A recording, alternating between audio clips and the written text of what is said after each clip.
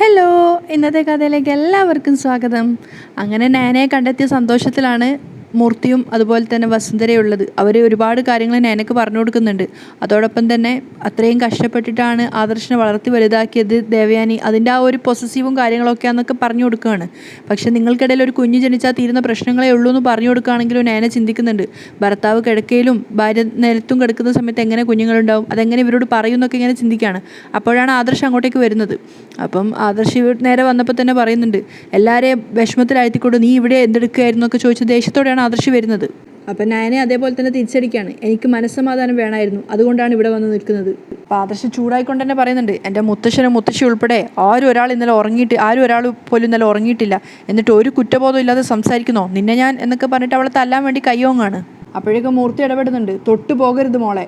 അപ്പോൾ ആദർശ് ഒരു നിമിഷം സ്തംഭിക്കുകയാണ്. അതുപോലെ തന്നെ മുത്തശ്ശിയും പറയുന്നുണ്ട്, നിനക്ക് മോളെ തല്ലാനുള്ള അവകാശമില്ല, എന്നാൽ നിൻ്റെ കാരണത്ത് വേണമെങ്കിൽ മോൾ കടിക്കാം. അപ്പം മുത്തശ്ശിനെ തന്നെ നോക്കുകയാണ് ആദർശ്. അപ്പം മുത്തശ്ശൻ പറയുന്നുണ്ട്, തുറിച്ചു നോക്കേണ്ട, നിൻ്റെ മുത്തശ്ശി പറഞ്ഞത് തന്നെയാണ് സത്യം. സ്വന്തം തെറ്റുകൾ ആദ്യം മനസ്സിലാക്കാൻ ശ്രമിക്കണം, എന്നിട്ട് വേണം മറ്റുള്ളവർക്ക് നേരെ കൈ ഉയർത്താൻ. അപ്പോൾ ആദർശ് തിരിച്ചു പറയുന്നുണ്ട്, ഞാൻ ഇവളോട് ഒരു തെറ്റും ചെയ്തിട്ടില്ല, മാത്രമല്ല എന്നെക്കൊണ്ട് കഴിയാവുന്ന സഹായങ്ങളൊക്കെ ചെയ്തു കൊടുത്തിട്ടുമുണ്ട്. എന്ത് കാര്യങ്ങളൊക്കെ നീ ചെയ്തു കൊടുത്തത്? മൂർത്തി കളിയായിക്കൊണ്ട് ചോദിക്കും. വാക്കിന് വ്യവസ്ഥയില്ലാത്തവനാണ് എൻ്റെ കൊച്ചുമോനെന്ന് ഞാൻ അറിഞ്ഞത് നീ നയന മോളെ കല്യാണം കഴിച്ചതിന് ശേഷമാണ്. അതേസമയം ആദർശ് മനസ്സിൽ വിചാരിക്കുന്നത്, ബെഡ്റൂമിലെ കാര്യങ്ങളൊക്കെ ഇവളിനി പറഞ്ഞു കൊടുത്തോ? അപ്പോഴേക്കും മുത്തശ്ശി വന്നിട്ട് പറയും, ഭഗവാനെ പ്രാർത്ഥിച്ചിട്ട് മോളെ വിളിച്ചുകൊണ്ട് പോകാൻ നോക്ക്. അപ്പോൾ ആദർശ് പറയുന്നുണ്ട്, മുത്തശ്ശി ആരോടും ഒന്നും പറയാതെയാ ഇവളുടെ ചേച്ചിയും അബിയും പോയത്. അതേ തെറ്റ് തന്നെ ഇപ്പോൾ ഇവളും ചെയ്തത്.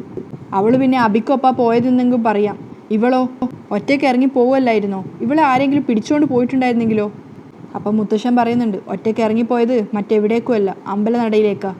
മനസ്സിലെ ഭാരം ഇറക്കി വെക്കാൻ ഇവിടമാണ് നല്ലതെന്ന് മോൾക്ക് തോന്നി, അതുകൊണ്ടാണ് ആരെയും ബുദ്ധിമുട്ടിക്കാതെ ഇവിടെ വന്നത്. അപ്പോൾ ആദർശ് തിരിച്ചു ചോദിക്കുന്നുണ്ട്, അങ്ങനെ ഒറ്റയ്ക്ക് ഇറങ്ങി നടന്നപ്പോൾ ഇവളെ ആരെങ്കിലും തട്ടിക്കൊണ്ട് പോയിരുന്നെങ്കിലോ? അപ്പം നാന പുച്ഛത്തോടെ പറയുന്നുണ്ട്, അങ്ങനെ കൊണ്ടുപോകുന്നെങ്കിൽ കൊണ്ടുപോയി കൊല്ലട്ടെ എന്ന് കരുതി തന്നെയാണ് ഞാൻ വീട് വിട്ട് ഇറങ്ങിയത്.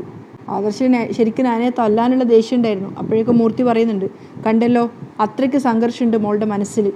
അപ്പോൾ കാമായിട്ട് ആദർശ് ചോദിക്കുന്നുണ്ട്, അതിൻ്റെ കാരണം എന്താണെന്നാണ് ഞാൻ ചോദിച്ചത്. അപ്പം മുത്തശ്ശി കുറച്ച് സീരിയസ് ആയിട്ട് പറയുന്നുണ്ട്, അതിൻ്റെ കാരണം ഭർത്താവ് തന്നെ ഭാര്യയിൽ നിന്ന് മനസ്സിലാക്കണം, അല്ലാതെ ഞങ്ങളോടല്ല ചോദിക്കേണ്ടത്. മുത്തശ്ശനും പറയുന്നുണ്ട്, ആദർശേ, നീ ഈ ലോകത്തിൽ എല്ലാവരോടും നീതി കാട്ടുന്നുണ്ട്. നമ്മുടെ ജ്വല്ലറിയിലെ സ്റ്റാഫ്സിനൊക്കെ നീ എന്ന് വെച്ചാൽ ജീവനാ. നീ മിടുക്കനാന്ന് അവരൊക്കെ പറയുന്നത്, എന്നാൽ നീ നന്ദികേടും നെറുകേടും കാണിക്കുന്നത് ഒരാളോട് മാത്രമാണ്. ഒരിക്കലും അങ്ങനെയൊന്നും ചെയ്യാൻ പാടില്ലാത്ത ഒരേ ഒരാളോട്. അതാരാണെന്ന് ഇനി നിനക്ക് പറഞ്ഞ് മനസ്സിലാക്കി തരേണ്ട കാര്യമൊന്നുമില്ലല്ലോ. ആദർശിന് കാര്യം മനസ്സിലാവുന്നുണ്ട് നാനയെക്കുറിച്ചാണ് ഉദ്ദേശിച്ചതെന്ന്. അപ്പം മുത്തശ്ശി നാനയോട് പറയുന്നുണ്ട്, ഒന്നും മനസ്സിൽ വെക്കേണ്ട മോളെ, മോൾ ഇവനോടൊപ്പം പോവാൻ നോക്ക്. ചെല്ലു മോളെ. നാന ഇങ്ങനെ മടിച്ചു നിൽക്കുന്ന സമയത്ത് വീണ്ടും പറയുന്നുണ്ട്. അപ്പോൾ ആദർശ് പറയാണ്, എല്ലാവരും അവിടെ കാത്തു നിൽക്കുക, വാ എന്ന് പറഞ്ഞിട്ട് നാനയുടെ കൈ പിടിക്കുകയാണ്.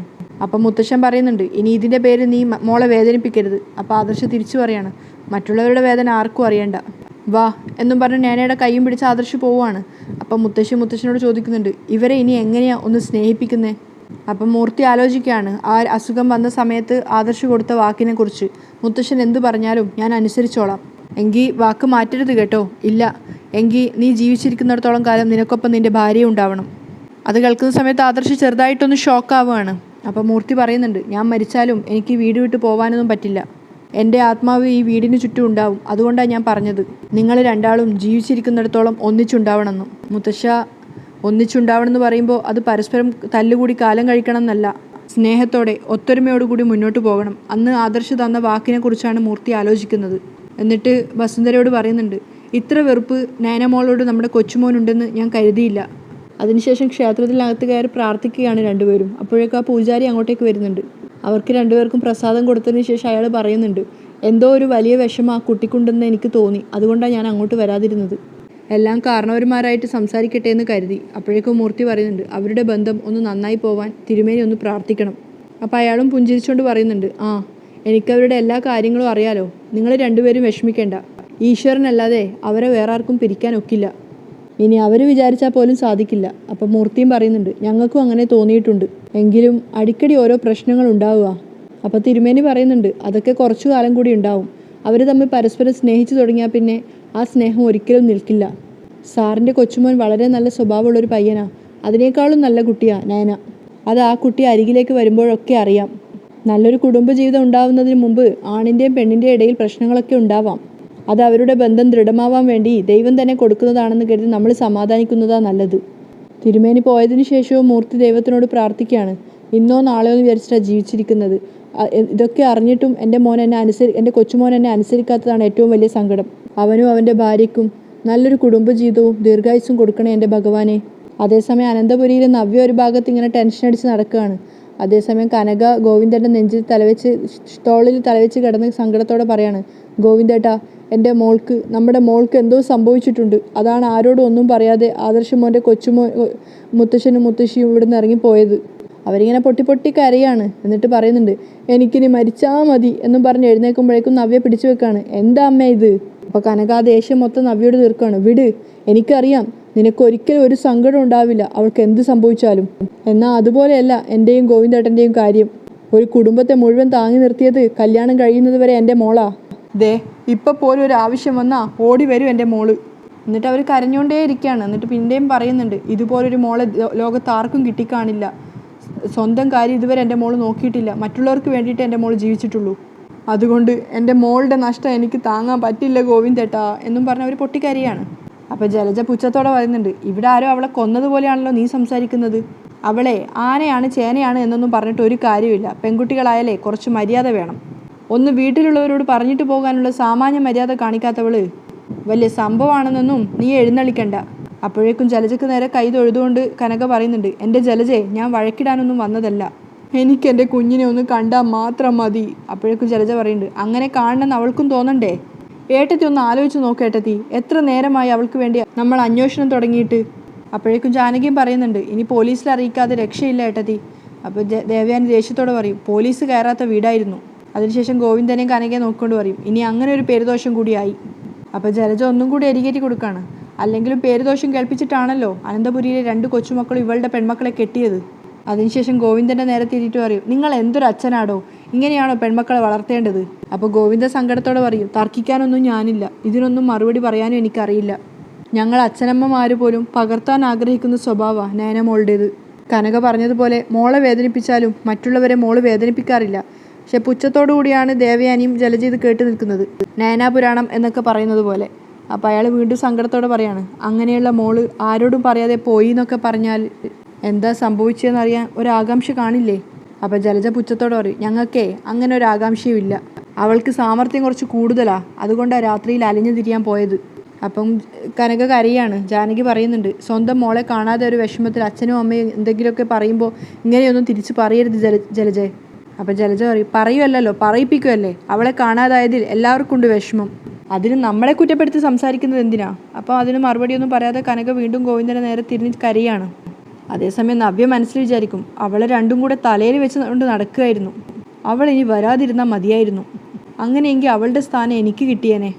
അതേസമയം ആദർശും നയനയും കൂടെ കാറിൽ വന്നുകൊണ്ടിരിക്കുകയാണ്. നയന തിരിഞ്ഞ് ആദർശിനെ നോക്കുന്ന സമയത്ത് ആദർശ് ദേഷ്യത്തോടെ പറയുന്നുണ്ട്, നീയും നിൻ്റെ വീട്ടുകാരും ക്ഷേത്രത്തിൽ കൊടുക്കുവാൻ വേണ്ടി നിർമ്മിച്ച പ്രതിമകൾ മോഷണം പോയി. അതിൻ്റെ പിന്നാലെയുള്ള അലച്ചിലായിരുന്നു അന്ന് മുഴുവൻ. അത് തിരികെ കൊണ്ടു തന്നതിൻ്റെ നന്ദിയും സ്നേഹമൊക്കെ പ്രകടമാക്കിയിട്ട് എന്തിനാ ഇങ്ങനെ ഒരു ചതി ചെയ്തത്? ഇന്നലെ രാത്രി എൻ്റെയും വീട്ടുകാരുടെ ഉറക്കം കളഞ്ഞത് എന്തിനാ? അപ്പം നയന തിരിച്ചു പറയും, ഞാനും ഉറങ്ങിയിട്ടില്ല. നിനക്കിതൊന്നും പുത്തരിയല്ല, ശീലമാ. എന്നാൽ എനിക്ക് ശ്വാസം മുട്ടലൊക്കെ ഉള്ളതാ. മുത്തശ്ശൻ്റെ കാര്യമൊക്കെ അറിയാലോ. അപ്പം നയന സംശയത്തോടെ ചോദിക്കും, മുത്തശ്ശൻ എന്താ കുഴപ്പം? പെട്ടെന്ന് ആദ്യം ഒന്ന് വരലാണ്. എന്നിട്ട് പറയും, അത് പിന്നെ മുത്തശ്ശന് പ്രഷർ കൂടുതലാണെന്ന് അറിയില്ലേ? ആ മുത്തശ്ശൻ ഇന്നലെ ഉറങ്ങിയിട്ടില്ല. അപ്പം നയന പറയും, എല്ലാത്തിനും കാരണക്കാരൻ എൻ്റെ ഭർത്താവാ. അപ്പോൾ ആദർശ് ഒന്ന് നയനയെ നോക്കിയതിനു ശേഷം കാറ് സൈഡ് ഒതുക്കുകയാണ്. എന്നിട്ട് ആദർശ് നയനയോട് ചോദിക്കും, ഞാനോ? എൻ്റെ ഭാഗത്ത് നിന്ന് എന്ത് തെറ്റാ ഉണ്ടായത്? അപ്പം നയന ആദർശിനെ തന്നെ നോക്കി നിൽക്കുകയാണ്. അതൊന്നും എന്നെക്കൊണ്ട് പറയിക്കണ്ട, നയന ദേഷ്യത്തോടെ പറയാണ്. അപ്പോൾ ആദർശ് മനസ്സിൽ വിചാരിക്കും, എന്തോ കുഴപ്പമുണ്ടല്ലോ. അതിനുശേഷം ആദർശ് ഒന്നുകൂടെ നയനയെ നോക്കിയിട്ട് പറയും, നമ്മൾ വീട്ടിലെത്തുന്നതിന് മുമ്പ് നിൻ്റെ മനസ്സിൽ എന്താ ഉള്ളതെന്ന് പറയണം. അപ്പം നയന പുച്ഛത്തോടെ പറയും, എന്നാൽ പിന്നെ നമ്മൾ വീട്ടിലെത്തില്ല, ഞാനേ ഇവിടെ ഇറങ്ങി പോയിക്കോളാം എന്ന് പറഞ്ഞിട്ട് നയന ഡോറ് തുറക്കാൻ പോകുമ്പോഴേക്കും ആദർശ് വിളിക്കുകയാണ്, ഡി പിന്നെ എന്താ ഈ കാണിക്കുന്നേ? അപ്പം നയന ദേഷ്യത്തോടെ പറയും, പിന്നെ എന്തിനാ ഓരോന്ന് ചോദിച്ച് എന്നെ ഇങ്ങനെ ശ്വാസം മുട്ടിക്കുന്നേ? അപ്പോൾ ആദർശ് തിരിച്ചു പറയുന്നുണ്ട്, ഞാൻ നിന്നെ ഇൻസൾട്ട് ചെയ്യുന്ന രീതിയിൽ ഒന്നും പറഞ്ഞിട്ടില്ല. പിന്നെ ഞാൻ കാരണം പോയി എന്നൊക്കെ പറഞ്ഞാൽ എനിക്ക് സഹിക്കാൻ പറ്റുമോ? അപ്പം നയന പറയുന്നുണ്ട്, ഞാൻ വീട് വിട്ട് പോവാൻ വ്യക്തമായ കാരണമുണ്ട്. അത് മുത്തശ്ശനും മുത്തശ്ശിക്കും അറിയാം. ആക്ട് ചെയ്യാൻ എനിക്കറിയില്ല. എല്ലാവരും ആത്മാർത്ഥമായി സ്നേഹിക്കാനും സംരക്ഷിക്കാനും മാത്രമേ അറിയൂ. അതുതന്നെ ആയിരിക്കും ഒരുപക്ഷെ എൻ്റെ പരാജയവും. ആദർശ് ഒന്നും പറയാതെ നിൽക്കുന്ന കണ്ടപ്പോൾ നയന പറയുന്നുണ്ട്, എല്ലാവരും കാത്തിരിക്കുകയല്ലേ, ഒന്ന് പൊയ്ക്കൂടെ? ആദർശ് ഒന്നും പറയാതെ വണ്ടി എടുക്കുകയാണ്.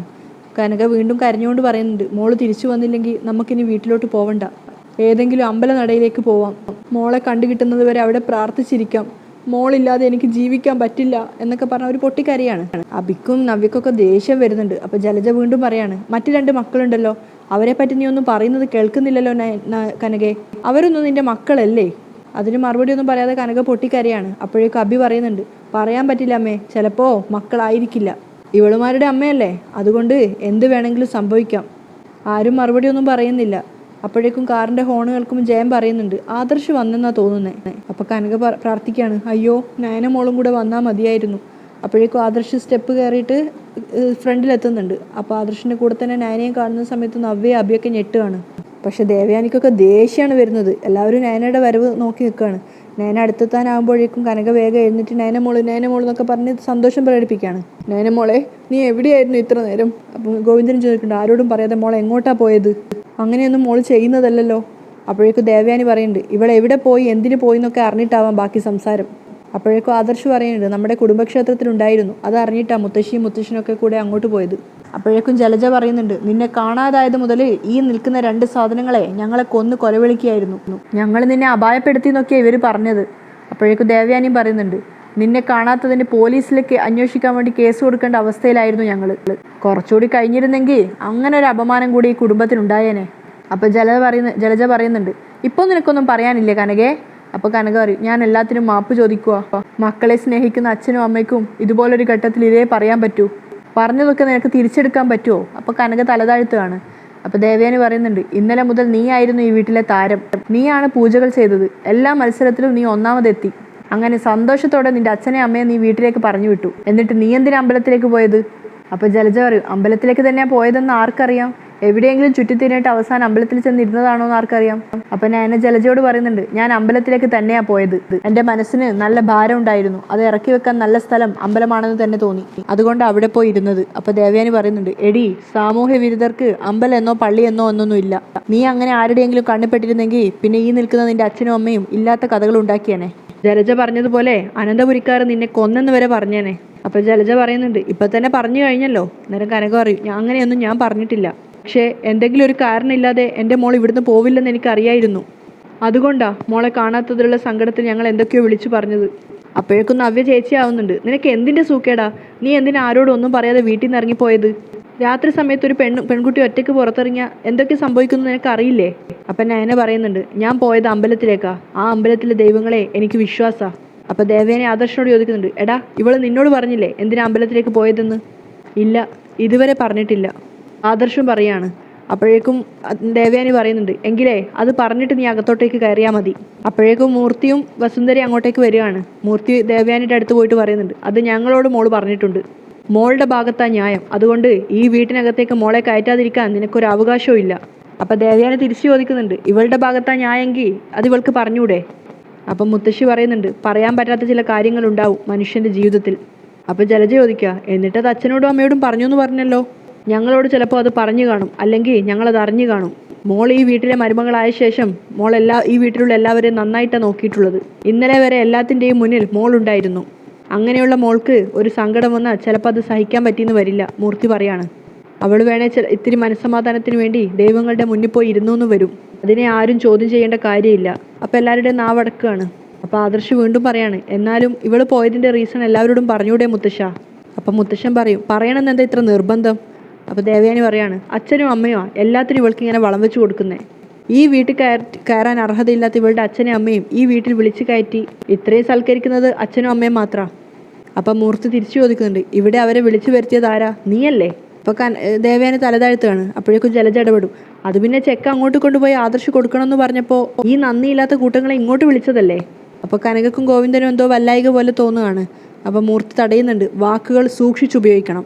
നന്ദിയില്ലാത്ത കൂട്ടങ്ങളെന്ന് നീ പറഞ്ഞാൽ അതിനേക്കാളും നന്ദി കെട്ടവരാണ് നീയും ഈ നിൽക്കുന്ന നിൻ്റെ മോനും, അത് നീ മറക്കരുത്. അത് കേട്ടപ്പോഴേക്കും അബിയും ജലജയും തലതാഴ്ത്തുകയാണ്. അപ്പം നയന പറയുന്നുണ്ട്, ആരോടും ഒന്നും പറയാതെ പോയത് എൻ്റെ തെറ്റാ, അതിന് എല്ലാവരോടും ഞാൻ മാപ്പ് ചോദിക്കുക. അപ്പോൾ വീണ്ടും ജലജ പറയുന്നുണ്ട്, അച്ഛനും അമ്മയും സ്റ്റോക്ക് ചെയ്തിരിക്കുക മാപ്പെന്ന വാക്ക്, ഇപ്പോൾ ഇതാ മോളും. എന്നാൽ പിന്നെ അത് ടേപ്പ് ചെയ്ത് വെക്ക്, എന്നാൽ പിന്നെ ഓൺ ചെയ്താൽ പോരെ മാപ്പ് മാപ്പ് മാപ്പ് എന്നും പറഞ്ഞിട്ട്. അപ്പോൾ പിന്നെ ഇങ്ങനെ പറയേണ്ട ആവശ്യമില്ല. അപ്പം മൂർത്തി ദേഷ്യത്തോടു കൂടി ജലജയെ നോക്കുന്നുണ്ട്. അപ്പോഴേക്കും ഗോവിന്ദൻ പറയാണ്, ഞാൻ പറഞ്ഞല്ലോ എൻ്റെ വീടിൻ്റെ താളാണ് മോള്. നിങ്ങൾ പറഞ്ഞതുപോലെ മറ്റ് 2 മക്കളെക്കാളും പലപ്പോഴും എൻ്റെ വീടിനെ താങ്ങി നിർത്തിയിട്ടുള്ളത് ഈ നയന മോളാ. അതുകൊണ്ട് തന്നെ നയന മോളോട് ഒരു പ്രത്യേക സ്നേഹവും വാത്സല്യവും ഞങ്ങൾക്കുണ്ട്. അപ്പം ജലജ നവ്യക്ക് നേരെ തിരിഞ്ഞിട്ട് പറയും, എന്ന് വെച്ചാ നിന്നോട് അതൊന്നും ഇല്ലെന്നാ ഈ പറഞ്ഞത്. അപ്പം കനക വേഗം പറയും, എന്നൊന്നും ആരും ഇവിടെ പറഞ്ഞിട്ടില്ല. എന്ന് വെച്ചാൽ എൻ്റെ നയന മോളുടെ സ്വഭാവം കൊണ്ടാ എല്ലാവരും മോളെ ഇഷ്ടപ്പെട്ടു പോകുന്നത്. അപ്പം ദേവയാനി പറയും, വെറുക്കുന്നതും അതുകൊണ്ട് തന്നെയാ. ഇന്നലെ ഇവൾ ഈ വീട്ടിലുള്ളവരെ മുഴുവൻ തീതിറ്റിച്ചില്ലേ, നിങ്ങളെയും തീതിറ്റിച്ചില്ലേ. എന്ന് മാത്രമാണോ നിങ്ങളെ ഞങ്ങളെ എല്ലാവരെയും സംശയിച്ചില്ലേ? അതിനൊക്കെ കാരണക്കാരി ഇവളല്ലേ. ആ സമയത്ത് എന്തിനു വേണ്ടി ഇവൾ ഇതൊക്കെ ചെയ്തതെന്ന് ചോദിക്കുന്നതിന് പകരം അവളെ വാഴ്ത്തുവാണോ രണ്ടുപേരും കൂടെ? അപ്പോഴേക്കും കനകയും ഗോവിന്ദനും പരസ്പരം നോക്കിയതിന് ശേഷം നയനയെ നോക്കിയിട്ട് ഗോവിന്ദൻ ചോദിക്കുന്നുണ്ട്, മോൾ എന്തിനാ മോളെ വീട് വിട്ടു പോയത്? മറുപടി ഒന്നും പറയാതെ നയനയുടെ കണ്ണ് ആദർശിന് നേരെ തിരികെയാണ്. അങ്ങനെയാണ് ഇന്നത്തെ എപ്പിസോഡ് അവസാനിക്കുന്നത്. നാളത്തെ എപ്പിസോഡിൽ എന്തൊക്കെ സംഭവിക്കുക നമുക്ക് കാത്തിരി തന്നെ കണ്ടു. ഇന്നത്തെ കഥ ഇങ്ങനെയാണ് വൈൻഡപ്പ് ചെയ്യുന്നത്. പുതിയ എപ്പിസോഡിൻ്റെ കഥയും വിശേഷങ്ങളായിട്ട് നാളെ കാണാം. അതുവരേക്കും ബൈ.